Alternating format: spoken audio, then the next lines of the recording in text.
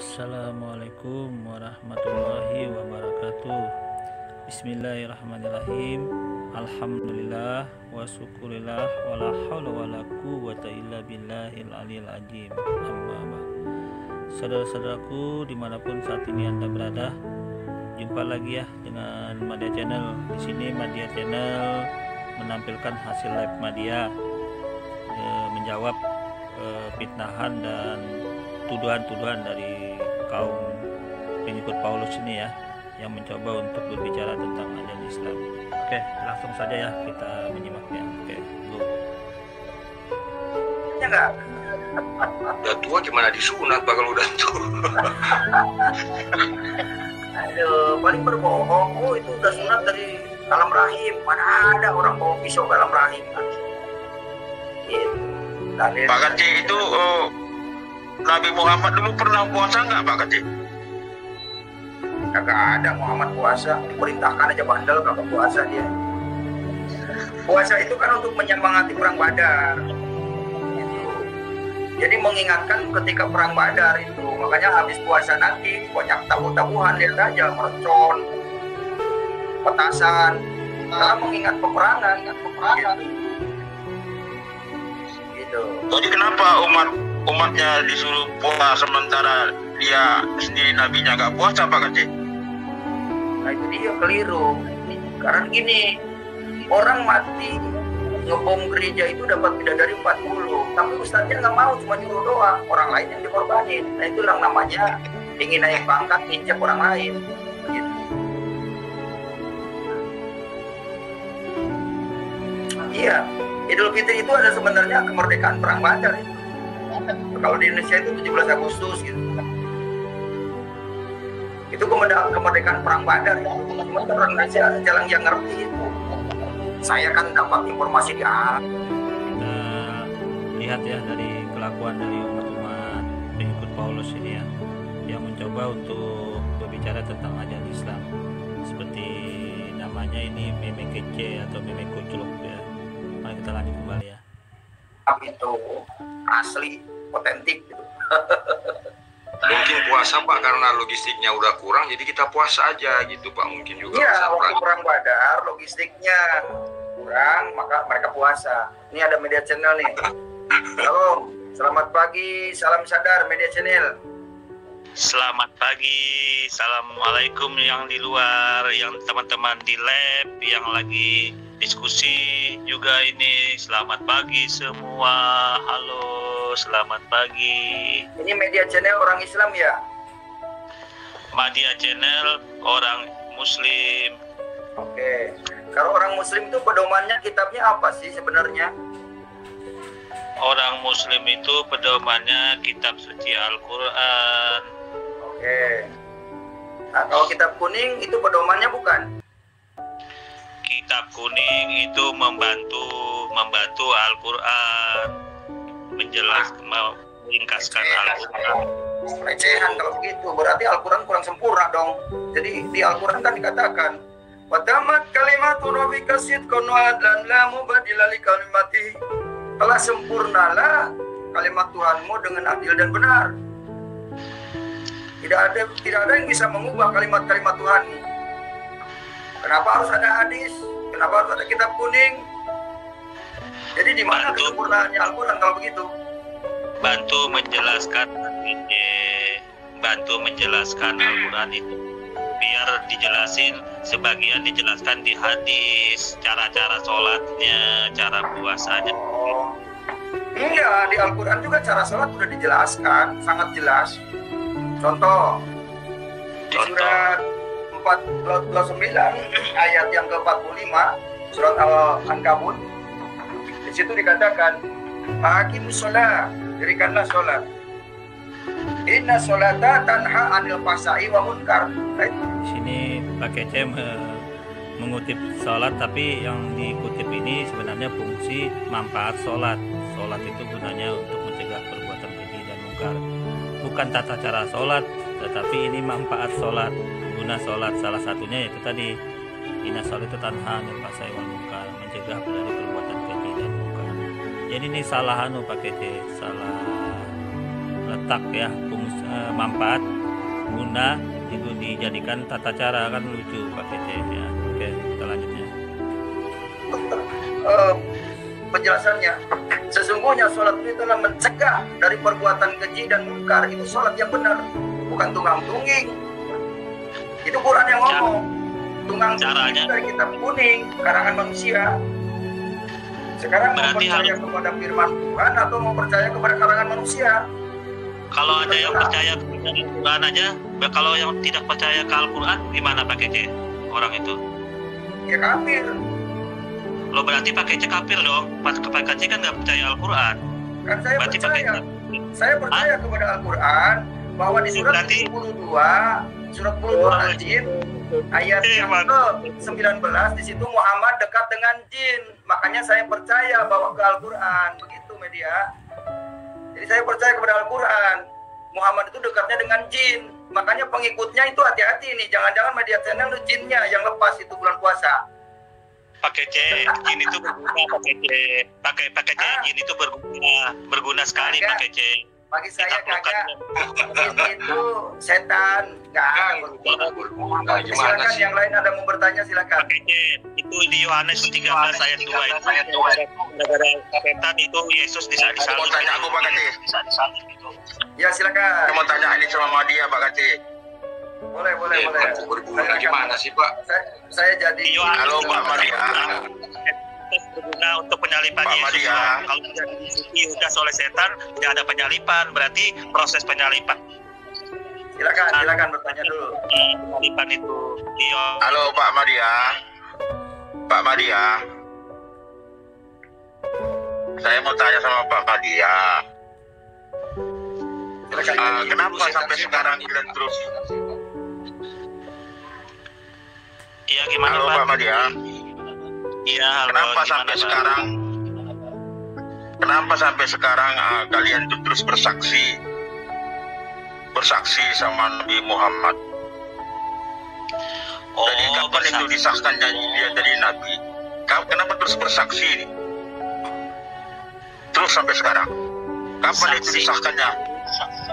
Saksi itu pengakuan diri, kawan. Saksi itu pengakuan diri, bukan saksi seperti di persidangan. Beda, pemahaman saksinya beda, kawan. Ya, beda. Iya, kalau seharusnya kan kalau kita udah tahu itu memang betul Nabi, ngapain kita terus bersaksi? Saksi itu untuk ikrar diri, pengakuan kepada seorang Nabi, itu, ya. Benar, tapi terus kenapa terus kita bersaksi bahwa dia Nabi? Kenapa? Jadi kapan disahkan dia jadi Nabi kalau kita bersaksi terus? Agar nggak seperti Pak Kece pindah-pindah agama itu jadi murtad. Kalau umat Islam begitu kan iman kan bisa turun naik. Nanti seperti Pak Kece jadi murtad. Itu seperti itu. Makanya umat Islam itu bersaksi pengakuan diri itu agar tetap gitu loh Pak. Jangan seperti Pak Kece. Benar. Tapi kan seharusnya kalau memang benar dia Nabi, ngapain kita terus bersaksi menurut saya? Iya kan agak itu tadi. Orang-orang Islam itu kan orang tuh ada yang turun naik imannya seperti Pak Kece itu kan jadi murtad. Berarti dia saksi sekarang ternyata besok bisa berubah. Nah itu makanya diulang-ulang biar nggak pindah-pindah agamanya. Tapi kan kalau sudah ada di kitab suci kita, misalnya di Al-Quran kan gitu ya. Nah, kalau udah memang benar dia Nabi, ngapain kita terus bersaksi? Itu maksud saya. Untuk menjaga Pak, jangan sampai jadi seperti Pak Kece itu jadi murtad gitu loh. Jadi seperti Pak Kece kan itu untuk imannya pasti goyang gitu. Ada setan, ada jin kan, padahal setan yang menolong penyalipan itu. Dalam proses penyalipan kan setan yang nolong membisiki Yudas. Ternyata dia percaya itu. Dia percaya setan iblis itu yang menolong. Itu kan dah lain lagi. Maksud saya begini, kan banyak nabi juga di Islam. Di Islam kan banyak nabi juga. Di sini Pak Kece mulai panas dia sudah. Pak Kece-nya sudah mulai panas mau nanggapin di sini. Tapi biarin aja dia tanggapin. Dia kena sudah di situ. Tapi ya biasalah umat orang pengikut Paulus dia. Kita dengar kembali dia. Sebentar Pak. Ya kan? Diri saya. Kenapa yang di kita bersaksi harus kepada Mulai panas si kuculuknya, coba lihat. Pak kuculuknya mulai panas nih, dengerin dia nih. Muhammad Sebentar, itu. Pak. Pak, sebentar, saya menjelasin dulu begini. Kenapa Muhammad Gajah pindah dari gelap ke terang, dari wallahu alam kepada ya dan amin?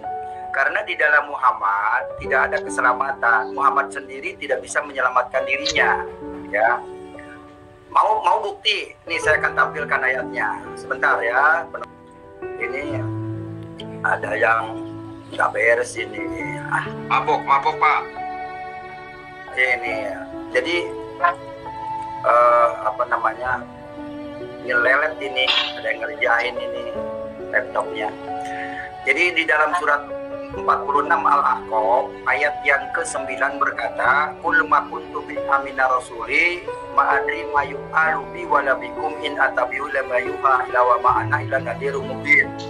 Itu kata Muhammad, aku tidak tahu apa yang akan diperbuat terhadapku juga terhadap kamu. Aku hanya mengikuti apa yang diwahyukan kepadaku dan aku hanya memberikan peringatan yang menjelaskan. Muhammad tidak tahu masuk surga atau tidak. Saya tidak mau mengikuti nabi yang nggak jelas. Artinya nggak jelas itu surga atau neraka nggak tahu. Jadi itu bukan panutan saya, maka saya tinggalkan. Beda dengan Yesus. Akulah jalan kebenaran dan hidup. Itu ada kepastian. Jadi kalau ikut Yesus ada kepastian, kalau ikut Muhammad tidak ada kepastian. Hanya Oke, nah kita tanggapin kembali ya Pak Kece ini ya. Di sini dia mengatakan bahwa di dalam ajaran Kristen itu ada kepastian, di dalam Islam tidak ada kepastian. Apa kita dia mengatakan insya Allah jadi tadi. wallahu alam bisawab, itu nabi loh angkatnya. Dia katakan wallahu alam bisawab lah, apalah insya Allah lah. Padahal di dalam Bible mereka sendiri ya, kita lihat dari Yakobus ya, Yakobus 4 ayat 13 sampai 17. Jadi ini sudah sangat jelas ya, ada mengandung kata insya Allah.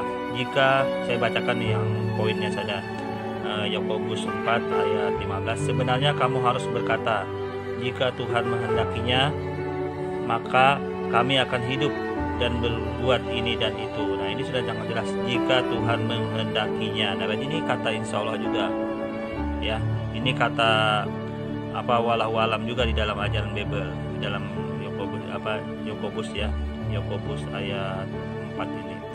Jadi dalam posisi Yakobus 4 ayat 15 ini sudah sangat jelas, ternyata kepastian yang selama ini digadang-gadang oleh umat pengikut Paulus ini ternyata kebohongan. Di dalam Bible mereka ternyata ada mengandung kata insya Allah juga ya. Oke, kita lanjut dulu. Ya, saya bukan menghina karena ada ayatnya surat 46 Al-Ahqaf 9. Jadi saya tidak mau mengikuti jin karena Muhammad itu paling dekat dengan jin. Sebagaimana dikatakan surat 72 Al-Jin ayat 19. Sudah jelas di situ nabi yang paling dekat dengan jin adalah Muhammad. Nah, saya sadar bahwa saya tidak mau mengikuti aturan jin, walaupun kata media channel jin itu bagus. Oke, di dalam Al-Quran sudah sangat jelas ya, jin itu adalah makhluk Tuhan, ciptaan Tuhan, yang posisinya juga sama seperti manusia. Mereka harus mengabdi, menyembah kepada Tuhan Yang Maha Esa. Sama seperti manusia, di antara mereka juga ada yang beriman, ada yang kafir. Nah di Al-Quran juga dijelaskan bahwa Nabi Muhammad berhasil mengislamkan ya para jin itu. Bukan berarti Nabi Muhammad dekat sama jin, tetapi mengislamkan, memasukkan jin itu jadi Islam. Sedangkan Yesus itu Anda bisa lihat dia dibawa keliling-keliling ya, dibawa keliling-keliling oleh iblis ya. Nah di dalam posisi ini, dan Yesus tidak ada informasi dia menjadikan Kristen iblis itu ya, jin itu. Nah dalam posisi ini sebenarnya kekuasaan Nabi Muhammad, keistimewaan Nabi Muhammad lebih jelas dibandingkan dengan Yesus, malah dibawa keliling-keliling oleh jin itu. Kita lanjut sambilnya. Ada jin Islam, tapi saya tidak mau jadi ikut jin karena saya tahu tujuan jin adalah membawa ke neraka. Lihat saja kelakuannya, boleh memenggal orang yang tidak seiman, pendeta-pendeta yang radikal dipenggal, para murtadin boleh dibunuh. Nah itu kan ajaran jin.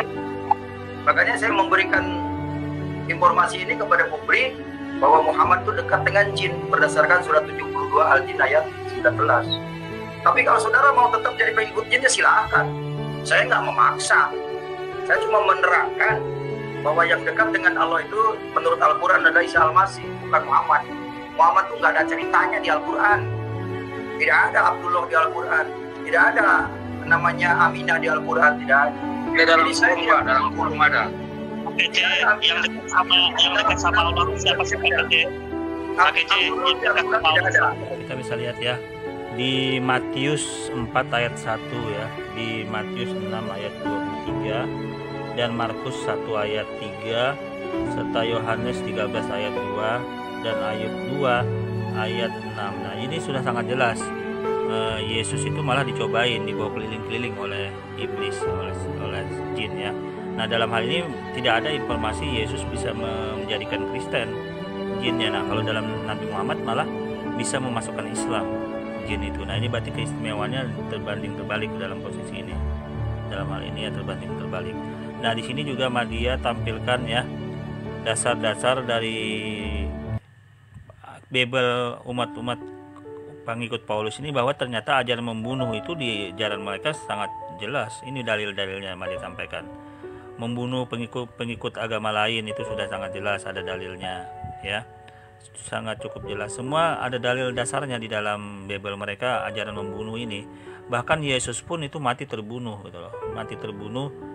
Berarti kalau Yesus itu Tuhan, berarti Yesus mengajarin pembunuhnya itu melajarin orang membunuh. Bahkan dalam pengampunan dosa pun harus dibunuh. Berarti ngajarin membunuh sama sekali. Itu dalam posisi kalau dikatakan tidak membunuh, ini kebohongan ya. Kebohongan yang ditampilkan oleh pengikut Paulus ini. Nah, ini di Ulangan 32, Ulangan 32 nih di ayat 30 sampai 31 juga jelas ya. Ulangan 17 ayat 12 ya. Ini saya tampilkan ini dalil-dalil membunuh semua di ajaran pengikut Paulus ini ya. Kita dengar dulu sebentar. Pak Kece, yang dekat sama Allah tuh Nabi Muhammad kah, Yesus, atau yang dekat sama Allah siapa menurut Pak Kece?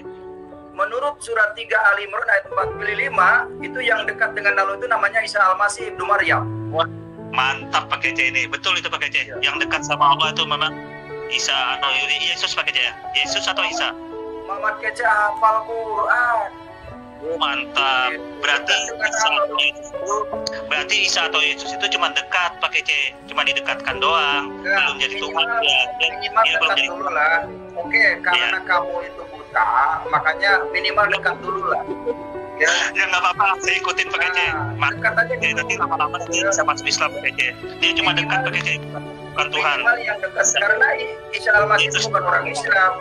Isa Al-Masih bukan Islam. Yang Islam itu cuma Muhammad. Tapi dekat Pak Kece dengan Tuhan ya, dekat ya dengan Allah. Dekat. Muhammad dekatnya dengan jin. Ya, Muhammad dengan jin. Mending dekat Tuhan berarti. Ayatnya jelas. Mantap ya, nggak apa-apa Pak Kece. Kalau dijini jin ya itu baik Pak jin. Pak Kece, tapi kan jin berjasa loh dalam penyalipan Yesus, berjasa loh jin, tapi jin yang jahat. Jinnya itu membisiki Yudas loh Pak Kece di Yohanes. Karena ada penyalipan Yesus itu Pak Kece. Maria di mana dia bilangkan? Maria di mana dibilang Yesus dekat dengan jin? Di Yohanes 13 ayat 2 itu dibisikin loh, Yudas dibisikin. Ini orang sebenarnya nggak nyambung juga. Yang dijelaskan Madia, pada saat itu iblis kan membisikkan ke Yudas untuk memberitahukan tempat persembunyian Yesus, sehingga Yesus itu menjadi disalib oleh tentara Romawi. Jadi Yudas itu karena dibisikan iblis, dibisikin oleh jin. Nah, dalam posisi ini kan berarti Yudas dibisikin jin atau iblis, berarti iblis itu berperan serta dalam ikut penyalipan Yesus gitu loh, dalam posisi ini. Padahal Yesus tugasnya katanya mengampuni dosa, untuk proses penyalipan itu untuk mengampuni dosa manusia. Tetapi ternyata iblis atau jin itu berperan penting dalam proses ini. Berarti apakah benar suatu ajaran itu yang dalam posisi campur tangan iblis, campur tangan jin itu dalam proses penyalipan ini gitu loh. Apakah seperti itu ajaran yang sebenarnya ya? Oke, kita lanjut. Dibisikin oleh Yohanes 13 ayat 2 dibisikin oleh jin setan, sehingga Yudas memberitahukan penyalipan Yesus. Berguna dong. Jadi Yudas kan Yudas jin. Pak Kece kan bilang tadi dibisikin jin, dibisikin Yudas setan, bilang Pak Kece. Coba tunjukkan ayatnya dibisikan setan di Alkitab, tunjukkan ayatnya. Yohanes 13 ayat 2. Silakan baca. Bacakan. Silakan baca ayat 2.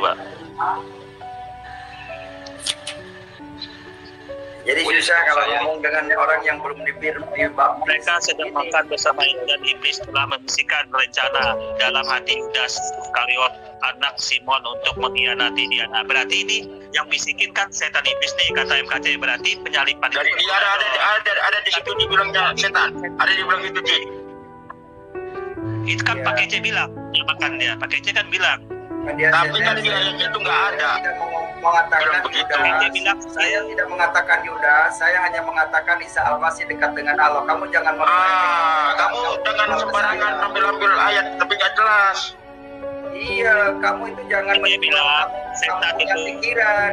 Kamu itu omongan jangan dijual ke saya. Nanti kamu yang dibilang Pak Kece itu Muhammad yang dekat sama jin.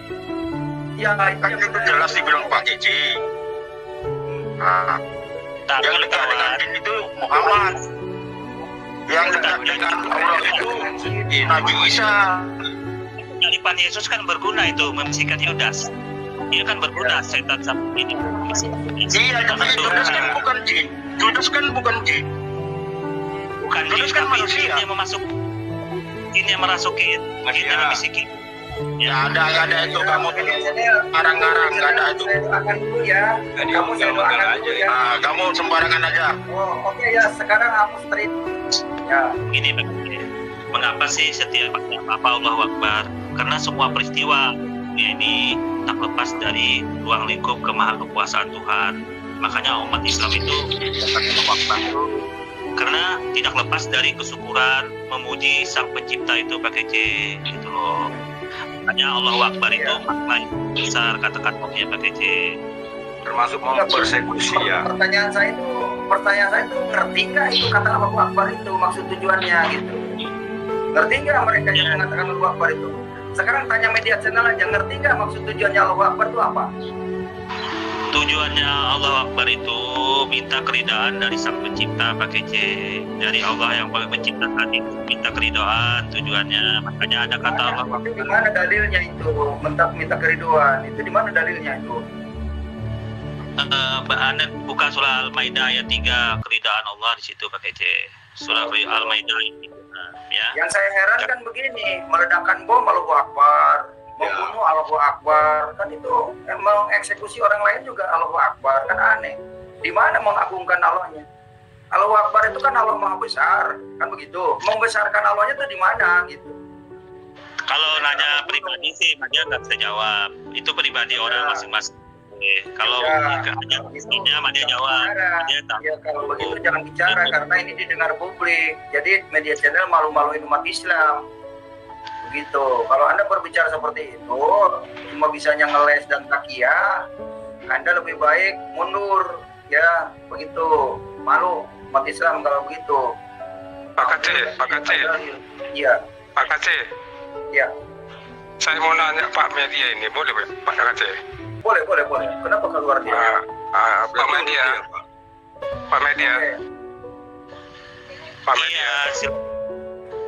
Saya mau nanya.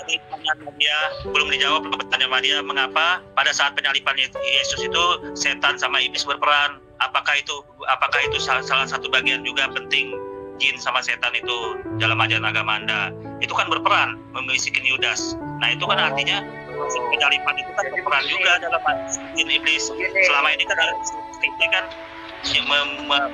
tidak suka jin. Nah ternyata di ajaran dia itu iblis, setan, jin kan malah menggoda Yudas agar disalibkan Yesus. Nah ini belum dijawab oleh Pak Kece. Sudah bisa jawab ya. Kenapa bisa lebih tentang Yudas? Karena media channel itu tidak mengenal jin, tidak mengenal setan, maka dirinya jadi jin dan setan melawan menghalang-halangi agar orang tidak mengenal Tuhan Yesus.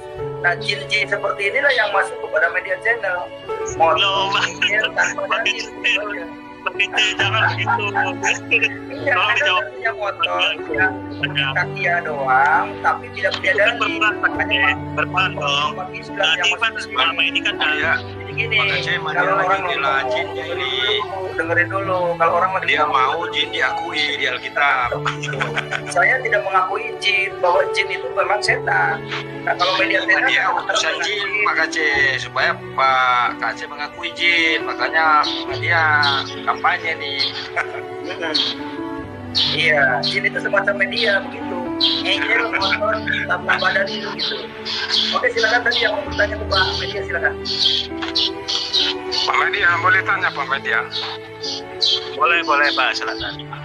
Tadi Bapak bilang kan ada Al-Quran, itu kitab suci. Kemudian untuk menjelaskan kitab suci kan harus ada tafsiran. Tadi Bapak bilang untuk menjelaskan, untuk memahami Al-Quran itu harus ada tafsiran. Nah, yang pernah dibacakan oleh Pak Kace, kenapa bisa lari tafsirannya dari kitab suci itu sendiri? Kenapa harus kitab suci itu tafsiran itu lebih kita yakini daripada kitab Al-Quran itu sendiri? Seolah-olah tafsiran itulah yang sah untuk dilakukan daripada Al-Quran itu sendiri. Ini gimana ini Pak? Apakah kita manusia mengkonfirmasi apa yang difirmankan oleh Tuhan baru dijalankan? Apa macam mana ini kira-kira? Macam mana kira-kira Pak jawabannya? Oke, karena untuk memahami Al-Quran, makna-maknanya itu kan ada, kita sebagai manusia yang biasa itu belum tentu benar apa yang dimaksudkan Al-Quran itu, karena keterbatasan kemampuan kita. Nah, makanya ada ahli tafsir yang menjelaskan itu agar jelas maksud Al-Quran yang dimaksud itu jelas gitu loh. Makanya ada tafsirnya.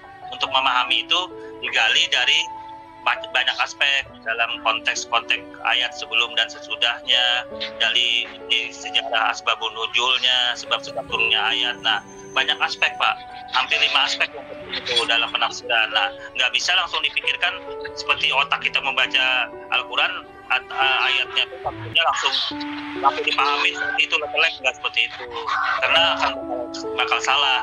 Kan risiko kalau bakal salah, memahami maksud Al-Quran jadi salah gitu loh Pak. Itu. Oke, makasih Pak. Pak Kace. Ya.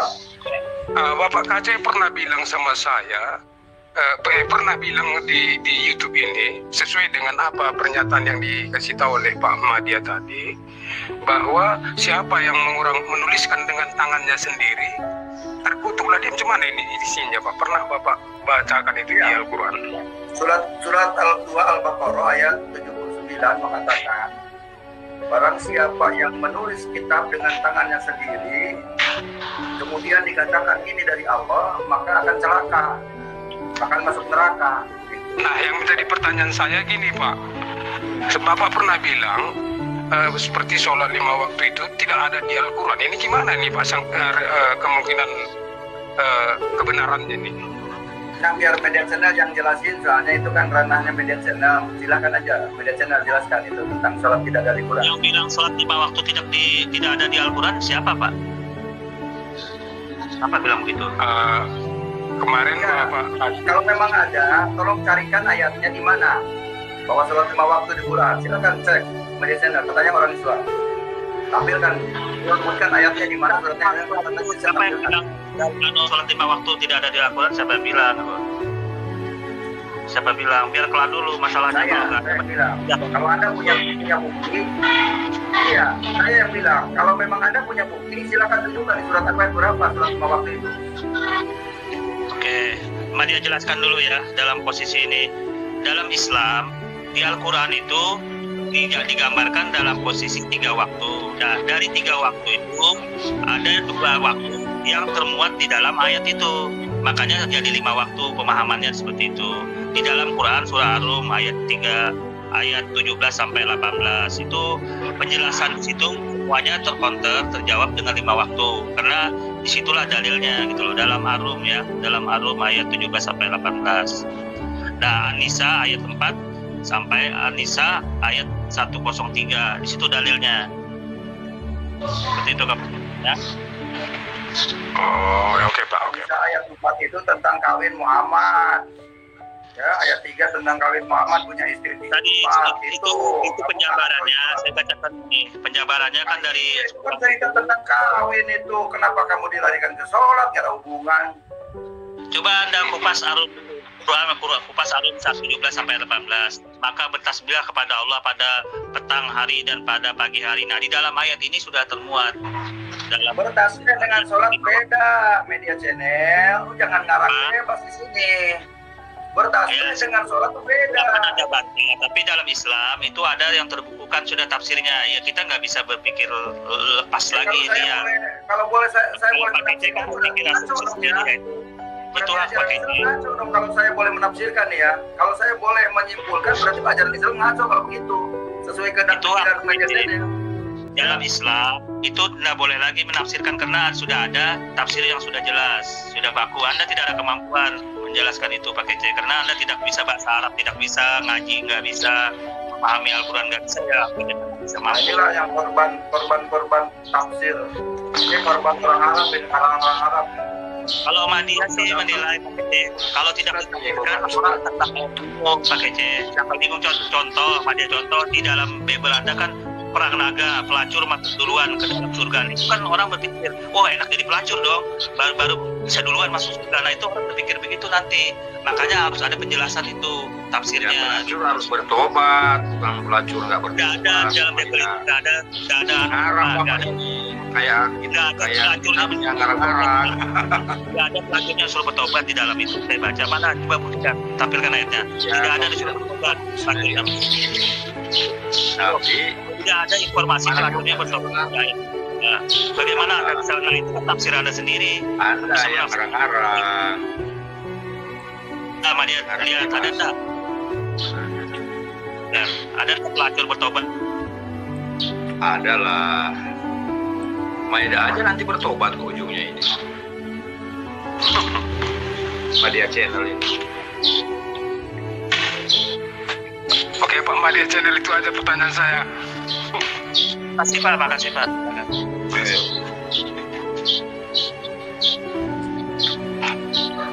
Lanjut dulu, saya lagi sarapan pagi.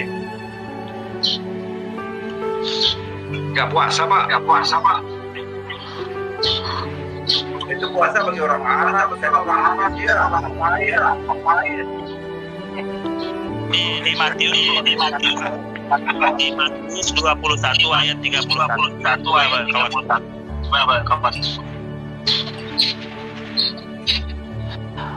Kepadamu bawa para pengumpul pajak dan pelacur dan masuk ke dalam kerajaan Allah mendahului kamu. Nah ini kan tidak ada bertobat. Baca ayat tafsir Anda sendiri kawan. Baca Al-Quran, baca lengkap Pak perikopnya Pak. Loh, coba mana di perikopnya yang menunjukkan dia bertobat? Coba Madya mana tunjukkan mana yang menunjukkan dia bertobat pelacurnya? Coba Al-Quran, loncat-loncat. Coba mana perikopnya yang menunjukkan bertobat biar Madya dapat ilmu juga kawan, ya. Mana perikopnya yang menunjukkan ayat yang Bapak baca tadi, baca lengkap perikopnya, jangan ngutip. Ya, mana kawan ayatnya yang menunjukkan ya, bahwa kamu kan buka Alkitab itu cari di mana kamu ayat itu? Di Google. Coba maksudnya perikop mana yang menunjukkan bahwa dia bertobat pelacur ini? Ayat yang kau baca tadi pasti nggak berdiri sendiri, tiba-tiba ada kayak di Al-Quran itu pasti ada. Nah, sekarang mana ayatnya itu? Tunjukkan mana kamu baca tadi itu di surat apa kamu kok yang cari kamu tadi? Di Matius 21 ayat 31. Nah sekarang yang menunjukkan dia bertobat. Ayat sebelumnya mulai dari ayat 1 sampai 31 itu dibaca supaya ngerti. Cuma dia baca nggak ada bertobat pelacurnya itu di mana? Makanya kita tunjukkan di mana ayatnya yang dia mengandung kata tobat. Coba buka aja. Tidak banyak baca nggak ada pelacurnya langsung los masuk ke surga. Maka masa ditemani pelacur di surga? Maksudnya ceritanya kenapa masuk surga itu ada ceritanya di situ pasti Pak Nadia. Coba tolong tunjukkan, jangan ngarang dong, jangan tafsir kawannya. Kamu yang buka ayat itu kamu baca sendiri lah. Nah itu kan bukan banyak itu saya kan kepentingan kawan. Saya hanya menunjukkan sesuatu di sini, menunjukkan bahwa di dalam kamu yang berkepentingan lain. Kalau orang Islam kan bidadari itu, nah pakai C pilih mana? Suka bidadari atau pelacur duluan masuk surga? Nah dalam Islam bidadari enak mana? Pelacur sama bidadari, nah kan